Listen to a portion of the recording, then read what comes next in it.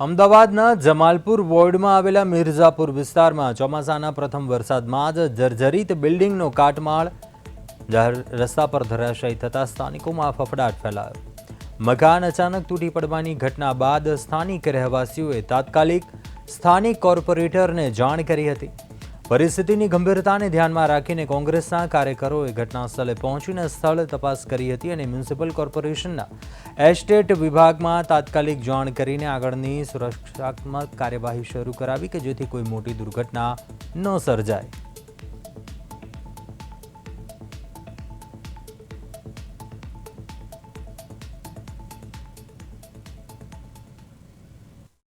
મારા મત વિસ્તારમાં જમાલપુર વોર્ડમાં હોટલ સેરેનાની સામે ભયજનક બિલ્ડિંગ હતી। કાલે રાત્રે વધારે વરસાદ પડવાના કારણે તમે જોઈ શકો છો કે ત્યાંથી ઉપરથી બિલ્ડિંગનો બલ્બો આખો નીચે પડે છે। મેં તાત્કાલિક પેટે આજુબાજુના રહેવાસીઓએ ફરિયાદ કરી, એસ્ટેટ ખાતામાં દબાણ ખાતામાં ફોન કરી મેં એસ્ટેટ ખાતાને બોલાવ્યું। આ બિલ્ડિંગ અત્યારે હાલ એમણે સ્ટીકર મારીને બધું નાનું મોટું જે ગાબડું હતું નીચે પાડી દીધું, પણ આવનારા દિવસોમાં રથયાત્રાના 1 કિલોમીટરની રેડિયસની અંદર સીડીસી જાળી હેરિટેજની પાછા બિલ્ડિંગ આવેલી છે અને એમાં 2-3 વખત કોર્પોરેશને નોટિસ આપેલી, પણ કોઈ સંજોગમાં આનો નિકાલ આ લોકો કરતા નથી।